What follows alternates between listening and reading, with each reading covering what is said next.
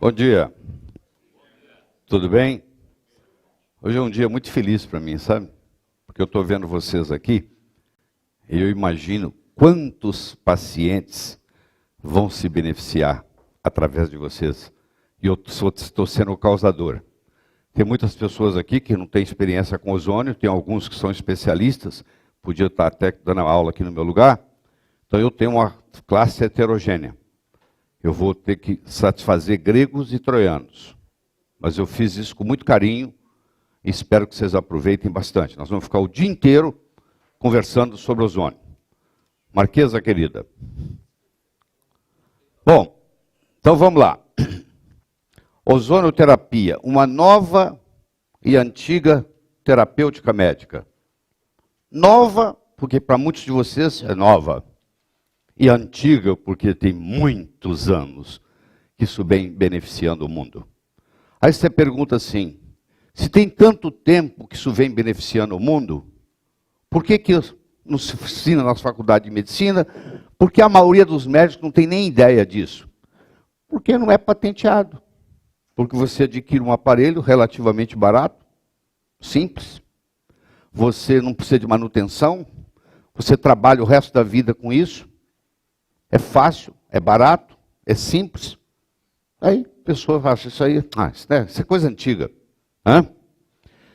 Quando você está no seu consultório e você vai escolher uma terapia para o seu paciente, eu acho que a primeira coisa que você tem que pensar é em segurança.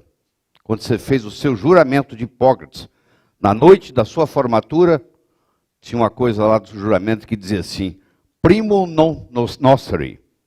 Antes de mais nada, não prejudique. Antes de mais nada, não lese. Então eu acho que o médico, a primeira coisa que ele tem que ter é saber se o que ele está trabalhando é seguro. A segunda coisa que o médico tem que ver é se realmente o que ele está fazendo é melhor que placebo. Porque placebo funciona 30%.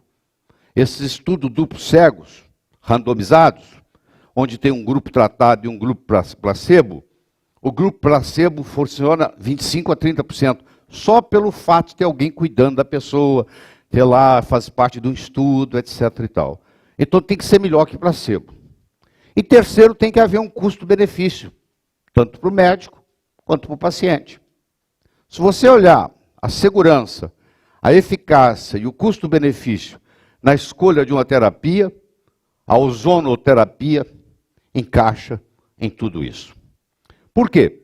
Porque em 1980, na Alemanha, eles fizeram um estudo com 644 especialistas em ozônio. Tem mais de 10 mil médicos na Alemanha trabalhando com ozônio. De todos os países que eu vou mostrar para você onde o ozônio trabalha, onde trabalha com ozônio, eu diria que o país que mais se destaca, que tem mais experiência, que tem mais ciência, é sem dúvida a Alemanha. Lá tem 644 especialistas em ozônio, participaram do estudo. Um total de 384.775 pacientes. E um total de 5.579.238 tratamentos. Apenas 40 casos com efeitos colaterais. A mais segura das terapias médicas, 0,0007%. É a mais segura na história da medicina. Se perguntar assim, você conhece alguma coisa mais segura que o ozônio? Eu acho que nem água. É a terapia mais segura que existe. Ou seja, não tem problema nenhum. É só seguir a regra. Não tem problema nenhum. Zero. Feito como deve ser feito, é zero. Então, esses 40 casos, esses 5 milhões, deve ser porque alguém fez alguma coisa errada. Tá? Senão não teria acontecido também. O Samuel Pressman, ele fez um estudo, ele fez um levantamento ali na literatura e ele mostrou, publicou a eficácia da ozônio ou ozono. Os dois termos estão corretos. Você pode escolher um ou outro. A eficácia da ozonoterapia tem sido testada com sucesso em 262 enfermidades. Ou seja, o ozônio é eficaz em qualquer enfermidade que você use. Aí o médico começa. Pô, como é que você pode ter uma coisa que funciona para tudo? Você vai entender como é que tem uma coisa que funciona para tudo. É só você entender o mecanismo de ação, você vai ver que funciona para tudo. Só pelo fato de funcionar para tudo, o médico desconfia. Não, eu estou acostumado com remédio para uma coisa, outro remédio para outra coisa, outro remédio para outra coisa. E agora você vem me dizer que tem uma que funciona para todos. 262 enfermidades eles testaram e publicaram. Eu acho que funciona para qualquer coisa. Com exceção, talvez, de hipertiroidismo, que não deveria ser usado, o resto funciona. Mas olha o que acontece, olha o que você tem na cabeça. Você está assistindo um jornal na televisão, e estão dizendo assim, São Paulo hoje foi um dos dias mais poluídos. A taxa de ozônio está em tanto. Aí o médico pensa assim, se uma coisa que é poluição, como é que a gente pode usar em pacientes? Querido, o ozônio foi lá para salvar a poluição. O ozônio é o modo que a natureza tem. Quando tem poluição, a natureza manda ozônio para resolver o problema. O ozônio protege a Terra. Eles não conseguem medir peróxido que estão lá. Eles não conseguem medir nitratos que estão lá. É fácil medir ozônio. É difícil medir peróxido. É difícil medir nitrato. E existe uma correlação perfeita entre a concentração de ozônio no ar e o nível de poluição. Então eles optaram por usar o índice ozônio como índice de poluição. E desde que você estava no primário, a professora falava para você, cuidado com o índice de ozônio no ar, hein? Causa doença. E todo mundo tem na cabeça de que ozônio polui. Mas quem polui são os peróxidos e os nitratos. O ozônio é apenas um marcador. Você conhece biomarcadores. Pois é, aqui é um marcador da poluição. Papagaio come milho, periquito leva fama. Ele levou a fama de poluidor. E o médico tem essa versão. Não posso trabalhar com ozônio, é poluente. Então eu espero ter desfeito o primeiro mito. Nas terapias modernas, quem determina qual medicamento a ser usado não é o paciente, nem tampouco o médico, mas sim o seu diagnóstico.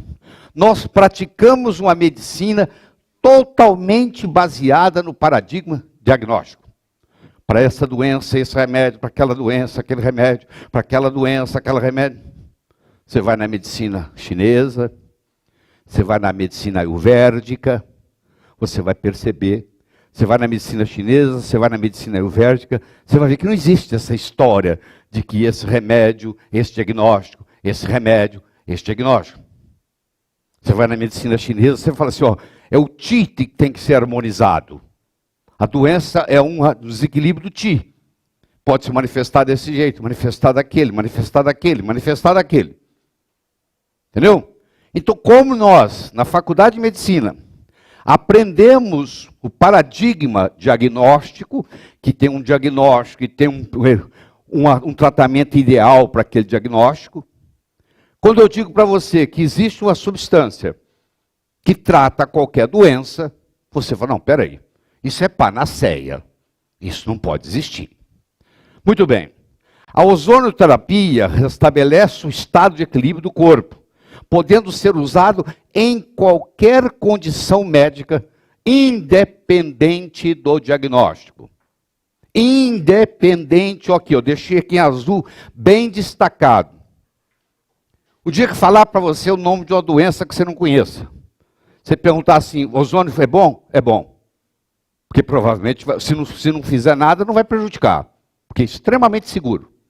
Tem nada na medicina tão seguro quanto o ozônio. Nada. Nada passa perto. E é eficaz, eu mostrei para você, publicados em 262 enfermidades. Para começar. Então, como você vai ver o mecanismo do ozônio, que eu espero trazer uma luz para vocês sobre isso, discutir de um jeito que mesmo os especialistas na sala nunca viram discutir desse jeito, vai lhe abrir uma visão muito grande do processo.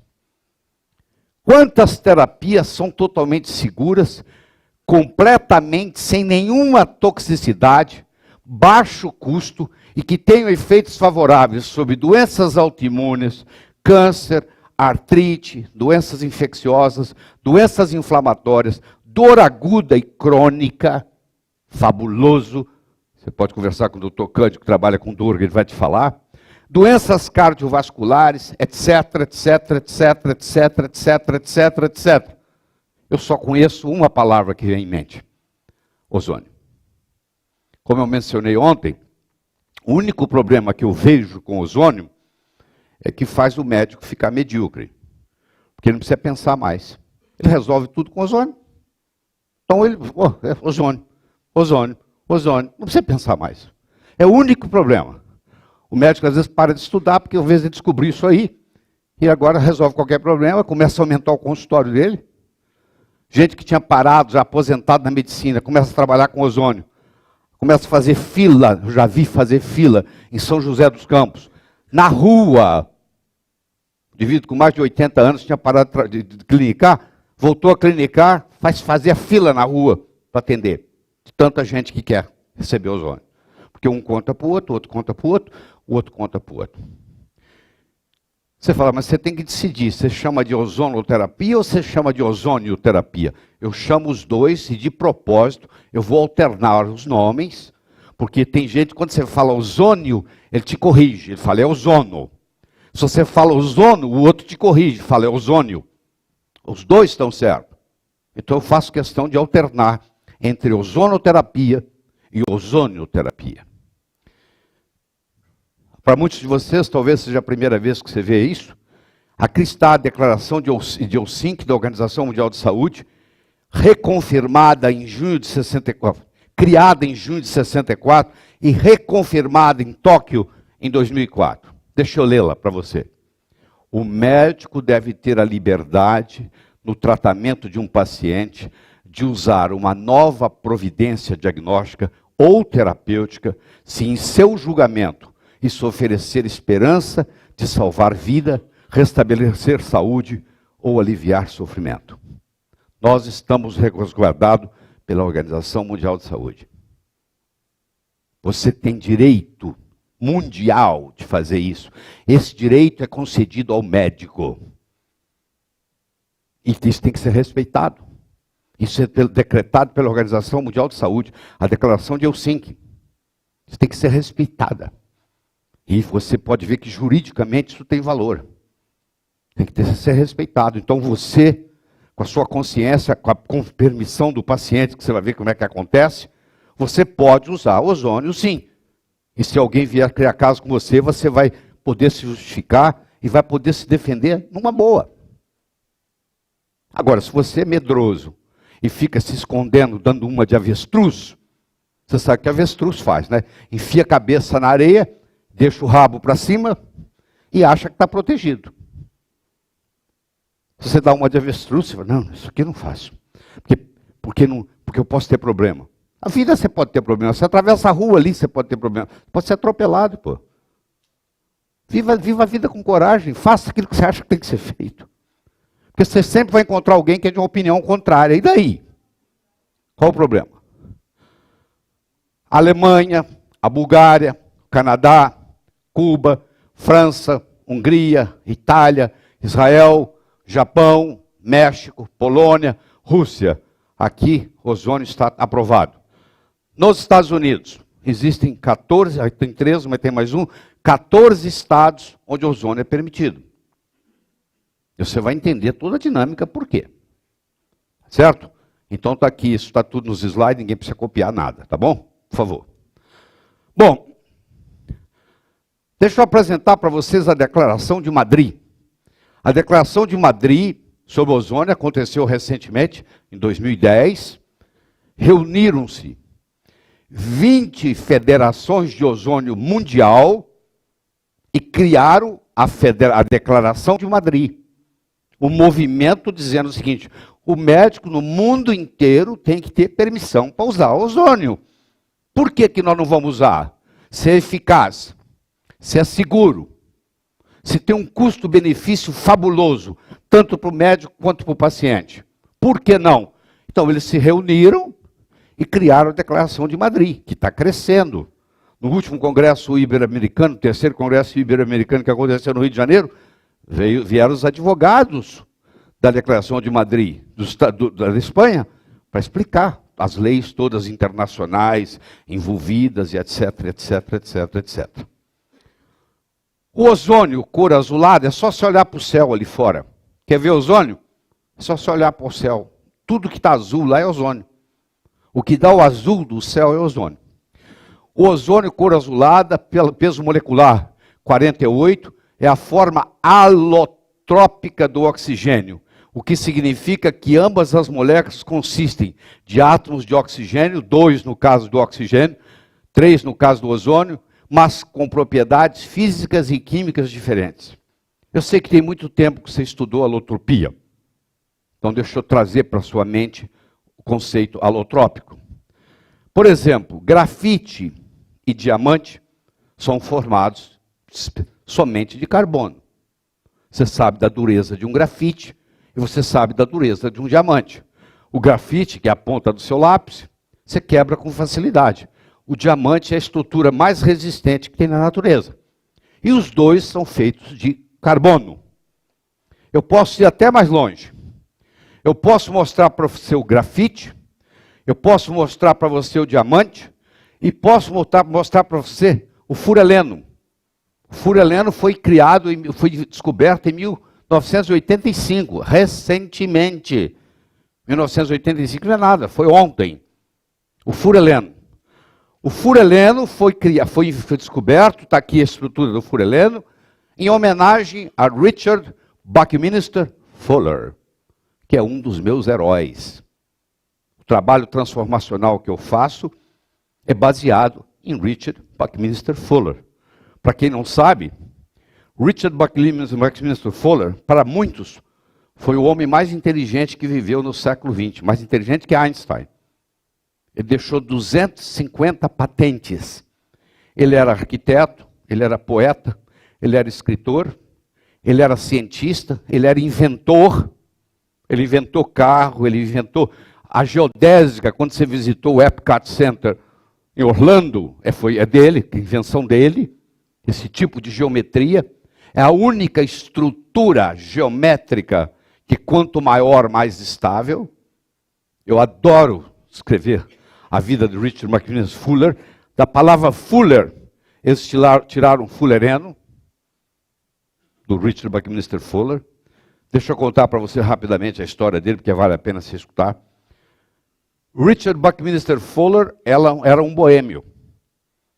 Ele saiu para assistir uma partida de futebol americana e ficou 4 dias sem voltar para casa.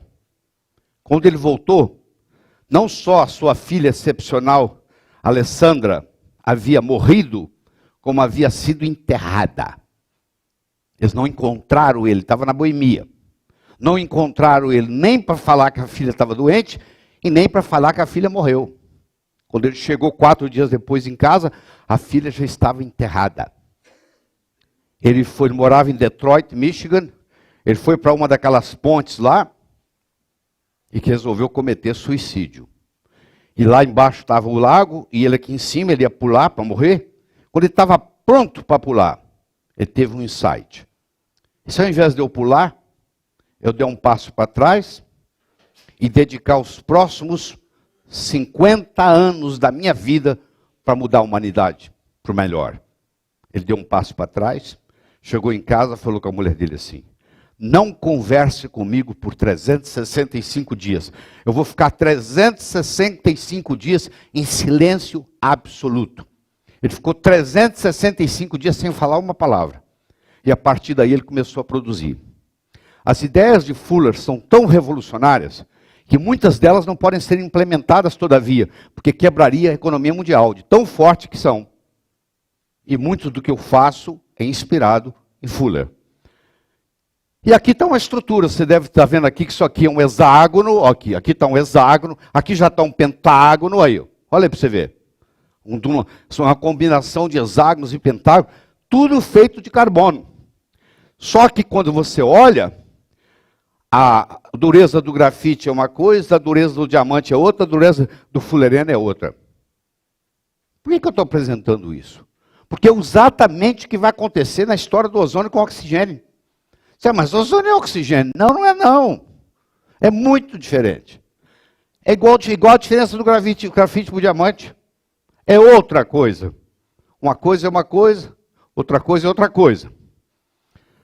Fermi era um italiano de Turim. Fermi trabalhou nos Estados Unidos, trabalhou no mundo todo. Nos reatores que o doutor Marco Marcondes estava mencionando ontem, ele trabalhava no maior reator do mundo na época, em Chicago. O elemento férmio, que tem peso atômico 100, foi colocado o nome em homenagem a Enrico Fermi, ganhador de Prêmio Nobel de Física. E olha o que ele anunciou. Ozônio é a maior descoberta da química moderna. Falado por Fermi, um dos físicos mais respeitados na história da física no mundo. Muito bem?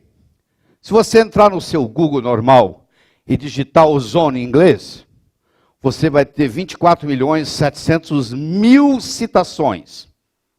Se você entrar no Google acadêmico e digitar ozônio em inglês, você vai ter 585.000 citações. E você tem colegas médicos que nunca ouviram falar, que acham que isso é uma bobagem, não sei o quê. Poxa, isso aqui é um Google científico, pô. Um nome, uma estrutura que tem 585.000 citações na literatura. Pô, você vai me desculpar, deve ter algum valor, pô. Por que eu culparia tudo isso? 585.000 citações científicas. O ozônio usado em medicina é produzido a partir de um gerador, está aqui o gerador para vocês verem, nós vamos ver depois. Por ser instável, obtém-se uma mistura oxigênio-ozônio. Normalmente, 98% de oxigênio e 2% de ozônio, podendo chegar até a 5%, mas geralmente é 98,2%. O ozônio não é um radical. Quero que você saiba que o ozônio não é radical. Portanto, não é um radical livre. Isso é uma misconcepção. Pois não possui elétrons livres na última camada de valência. Ele não é um radical livre. Quero que você saiba disso. Isso é um conceito errado que existe, que eu posso fazer. Mas ele não é. E você vai ver que ele é dipolar, ele tem polaridade. Nós vamos estudar isso. Isso vai mudar tudo, o fato dele ter polaridade. Eu sei que é difícil o trabalho. Por quê? Porque existe toda uma campanha farmacêutica por trás, porque se você difunde o ozônio, você acaba com o mercado de antibióticos, ninguém vai usar antibiótico mais. Você acaba com o mercado de anti-inflamatório, ninguém vai usar anti-inflamatório mais. Você que é cirurgião, vai acelerar o seu processo de cicatrização absurdamente, fazendo ozônio pré e pós-operatório. Então, olha quantas coisas vão mudar na medicina se você se propõe a usar. E o lobby contra isso é enorme. É mais ou menos o que está aí. Você está ali empurrando essa pedra morro acima. É mais ou menos assim. Quem trabalha com ozônio, quem defende ozônio, se sente. Mas isso não vai me calar. Eu estou aqui para mostrar para você, do começo ao fim, um dia inteiro, o que está por trás. E quando chegar no final do dia, você vai dizer assim, pô, por que eu não estou usando? Pô? Já era tempo. Uma coisa que é segura, uma coisa que é eficaz, uma coisa que tem um custo-benefício enorme. E por que eu, médico, não uso isso? Não faz sentido eu não usar. O cara me pergunta, por que eu vou usar o ozônio? Eu digo, por que você não vai usar? Porque você devia estar usando há muito tempo. Não tem jeito de você se explicar por que você não usa. No momento que você entender todo o mecanismo, você vai assim, mas por que eu não vou usar? Em 1933, Morris Fishbein era o presidente da Associação Americana de Medicina. E ele declarou eliminar todos os tratamentos médicos que sejam competitivos com droga, com medicamento. Tudo aquilo que não for medicamento deve ser proibido. Em 1933, os Estados Unidos usavam ozônio à torta direita, os resultados mais absurdos de bons. Mas aí veio a declaração da Associação Americana de Medicina. Vamos terminar com tudo que é coisa que compita. Está publicado, tá bom? que compita com o medicamento. Aí sabe o que aconteceu? Os terapeutas começaram a usar ozônio. Os naturopatas, aqui no Brasil não tem escola de naturopatia, mas nos Estados Unidos tem faculdade, eles são médicos naturopatas, são médicos naturopatas. A sociedade de naturopatas permite usar ozônio. Então o que acontece? A gente começa a perder. Tá? Foi comentado ontem aqui, ninguém gosta, a acupuntura era proibido. Aí agora aceitamos. Agora não quer proibir os outros que não são médicos de fazer. Ninguém queria fazer acupuntura. Homeopatia era proibido. Aí aceitaram. Agora não quer deixar quem não ser médico fazer homeopatia. Engraçado. O ozônio está proibindo? Os terapeutas vão fazendo, os fisioterapeutas vão fazendo. A medicina vai perdendo terreno. Porque aquilo que realmente funciona vai ficando na mão dos outros. Que tristeza, pô. Que pena. Que pena. Você já ouviu falar na Revolução Coperniciana. O Nicolau Copérnico foi o primeiro que falou, né, que a Terra era redonda e não plana. Aí veio o Bray, aí veio Gilbert, aí veio Kepler, aí veio o Galileu Galilei. O Galileu Galilei, quando falou que o Sol era o centro do sistema solar e não a Terra, você vê o Sol assim no leste e morrer no oeste, e você pensa que o Sol é que gira, e o Galileu falou, não é o Sol que gira. A Terra gira em volta do Sol. Imediatamente o Papa